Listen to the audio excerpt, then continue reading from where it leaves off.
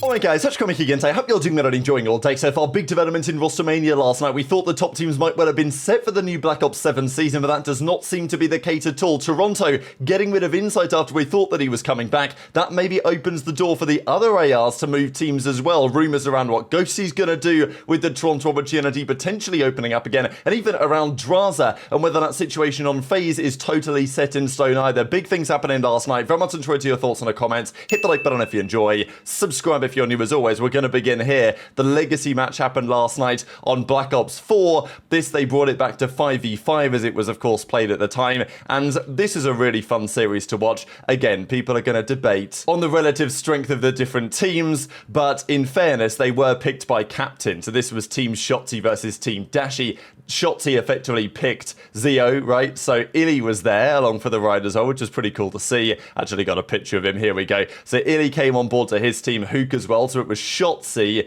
Huke and iLLeY, that trio. They then had Attach and aBeZy rounding out their team. The other team was probably a bit more overpowered, really. Dashy picked up Scump. He picked up Mercules because he had first pick. So he picked up Mercules after he dominated the previous day. Scump came along for the ride. Karma was there.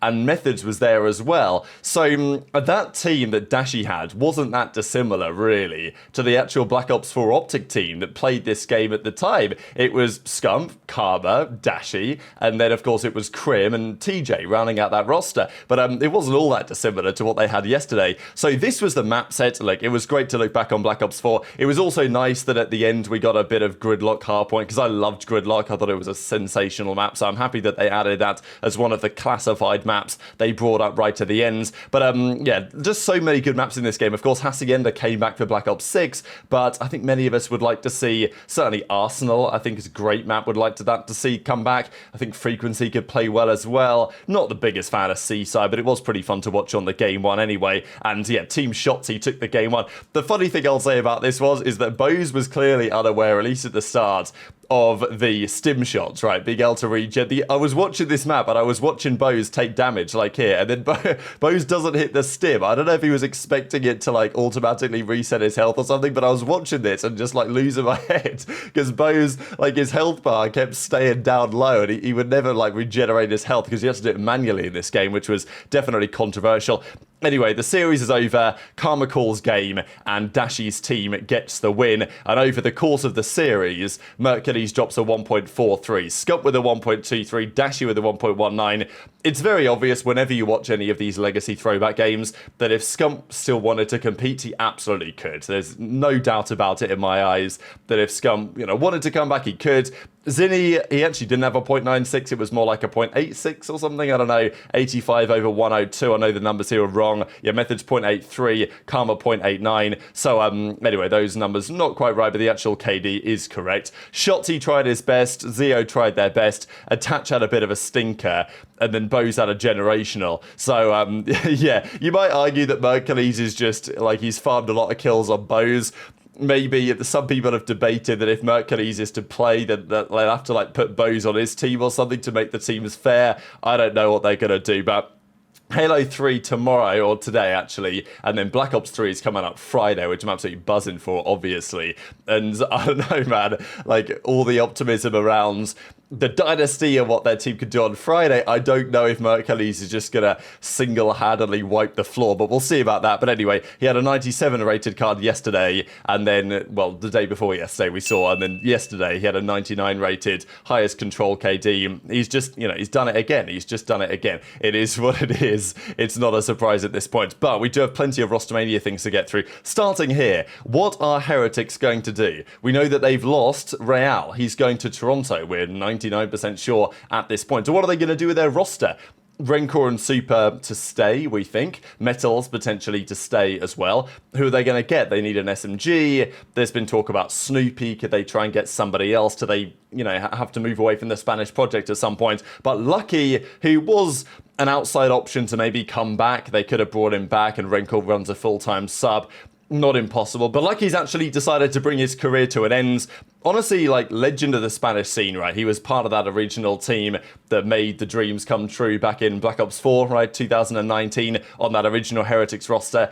He then was the only, man of that team apart from Metals, who then came in afterwards, who was part of that original kind of success that came back in the more recent day.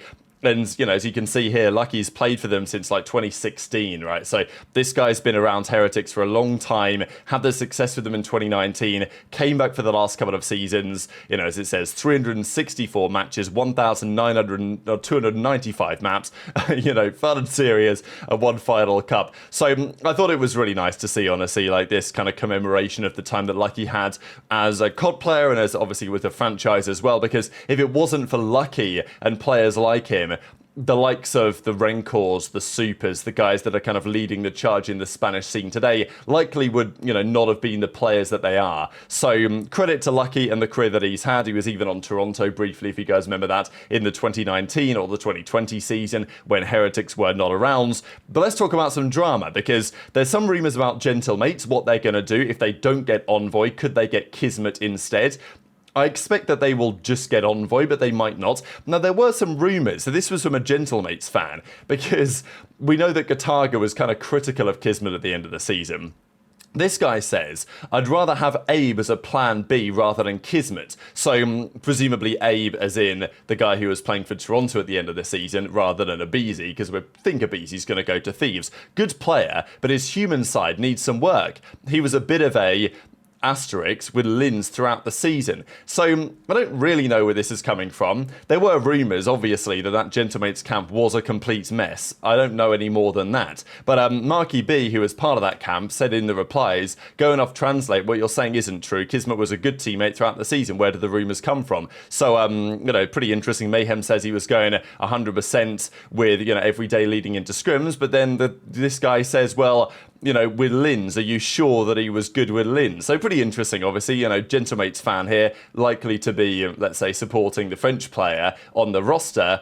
But an interesting rumour that maybe Kiz and Lins were not exactly seeing eye to eye when they were on the team this season. So Gentlemates fans are not particularly keen for Kiz to come back. At least some of them aren't. Some of them most certainly are. So, that's one thing to keep in mind. Kiz does say that there's no bad blood with the org. He's welcome to come back. Or like he would like to come back if that's a thing. Obviously, Gataga had his assessment during the end of the season. Be like, Kiz, is he playing 1v4 or is he just trying to make his stats look good? And I don't know. That organisation is very funny to me. But they do have some money to throw around, as we know, and the big rumour was it was going to be Neptune and Nastie coming off the surge, and then Ghosty and Envoy potentially rounding out the team. A roster that on paper I really like the look of. I think they could do a lot of good things, but is that actually the team they're going to form? Because things have changed over the last 24 hours that make that maybe now somewhat less likely. So, Cloud9, they've squad wiped. They're full squad wiped. Sib is gone. Now, this is interesting because I wondered whether they would keep Sib as a restricted free agent so they could sell him, right? You would think that was a possibility, but instead, C9 are just absolutely wiping house. This to me makes it more likely now that Sib will go to Falcons, because if they're not going to, I know that Falcons have the bag if they wanted to buy him out, but they were going to pay a lot of money to buy Sib before the World Cup. And again, if that is true, because that's what I heard rumours that Falcons were going to pay Cloud9 like a lot of money, like a really decent chunk of change to buy Sib before the World Cup, because Falcons wanted to make their team better. C9 either didn't do it or whatever, and now they've released him for free. I just don't understand the decisions these organisations make. So probably Falcons now are going to be like, bet, we can go and get Sib with no buyout clause, just pay him a decent salary. That's what they might do. Would Sib be the best option? I know there's been talk about whether Ghosty can actually be a better fit for the team that Falcons are forming with Cellium and Pred and Exnid, to our understanding. But Kremp is gone, Gwyn is gone, Spart is gone. You'd think that Kremp and Gwyn get looks elsewhere. I'm a little bit intrigued to see the fact that Accuracy has gone as well. This actually isn't his Twitter app, by the way. It's Accuracy LA, so this just links to the wrong thing. But they have officially released Accuracy as well. So full squad wipe at Cloud9, pretty surprising to me. The other full squad wipe has been confirmed by the Vancouver Surge. If you'd have told me that they were going to be full squad wiping a month or a couple of months ago, I'd have been like, wow, what are you yapping about? Because they've made all these grand finals. But it just seems like they've got no bread or whatever. I don't really get it. It was seemingly a feeling because Neptune was flirting with other teams even during the World Cup. He knew, I think the team knew, they were not sticking together because these guys, after a good season, were going to get better offers. They were going to, and they don't want to play there anyway. To my understanding, the players don't want to play in Vancouver, which is where they're based out of. They'd much rather play somewhere else. Like, even if these guys were offered the same money to go and play in Texas for a different team, I think they would just jump ship and do that, even if the roster that they had last season was very impressive. Now, Rambo has gone as well, notably enough. So the coach is gone. We think Abuzah and 04 are going to FaZe. We think Nastie and Neptune are going to Gentlemates. That's the latest rumour. Where Rambo's going to go, very good question. You know, I think Gentlemates should probably get Rambo as well. That's my opinion anyway. Rambo speaks French. I don't know. I like that idea. But intrigued to your thoughts on that in the comments. But Surge full squad wiping is kind of wild, right? Like, they've had, yeah, they didn't win an event this year, but in many respects, they had their best season, right? They made all the grand finals. They were close to winning on multiple occasions. They could have won champs. You know, the World Cup was maybe there for the taking as well, but for OpTic, as we know, ran away with it. You don't tend to expect that after a season so good that they will keep no one, right? Like, you'd think maybe at least one or two of them stay and they try and rebuild if they lose a couple of players. But no, they are fully blowing it up. And the latest rumour is they're looking to bring on the full Omit team of Mamba, Craze, Mac and Vivid and just build from there again with presumably a different coach. Rambo, I'm sure, will be looking to go somewhere else after a good season for his PR and for good reason. So then Tomasi says there's a lot changing, just wait and see. So then this hits the timeline with regard to the Toronto team. So we thought this team was pretty much set. Joe Real with CleanX and Insight making a return to the team. But that now seems significantly less likely when Insight tweets yesterday, unrestricted free agent for 2026. Now, we've seen it before. Insight last year tweeted he was an RFA and then he came back. You know, they've been unrestricted free agents before. Insight may just be fielding the market, but I don't think he would tweet this, or it would be necessary to say if Toronto were convinced they were going to be bringing him back, because I don't think Insight's going to get a better offer than this, unless FaZe, I don't know, I don't really see that personally. Insight and Abuzah working as an AR combo. So it looks anyway like Toronto, CleanX have decided that they can do better than Insight. Now, I think Insight's an interesting player because I actually think he can be really good. He just hasn't been that impactful most of the time. When he played with Merc, he was much better, and at Champs with Abe, with CleanX as his flex, he was much better as well. Played faster, more impact, phenomenal search and destroy player. You know, I do think of the options available in terms of ARs, he's definitely up there. He might not be the number one pick of the guys left, but he's definitely up there, and I could see why Toronto were doing it to bring him back, but maybe they feel that they can do better and that they are going to look to target somebody else, because there's a couple of names on the radar here, one of which, of course, is Ghosty. We'll get to that in a second. Now, Taylor says, Insight had a meeting with Ultra after the news broke that he was to stay with the org, but obviously discussions didn't work out as planned. Because Ronnie reported that CleanX and Insight, like Toronto, were basically looking at those two to return. Maybe they had a convo, and whatever they discussed meant that Insight is at least going to field opportunities. You know, whether it's a salary thing or whatever, I don't know. Maybe Insight's in a situation where, well, you know, tweet out unrestricted free agents, see if anyone wants to give him more money, and then maybe still Toronto are interested, but maybe Toronto have just decided over the last couple of days they think they can do better, and therefore they changed their mind. Aroma, who's obviously brand ambassador for the organization, content guy for them, he tweets this out, which, you know, can only really imply that he's obviously tweeting about Ghosty, right? So is that going to happen?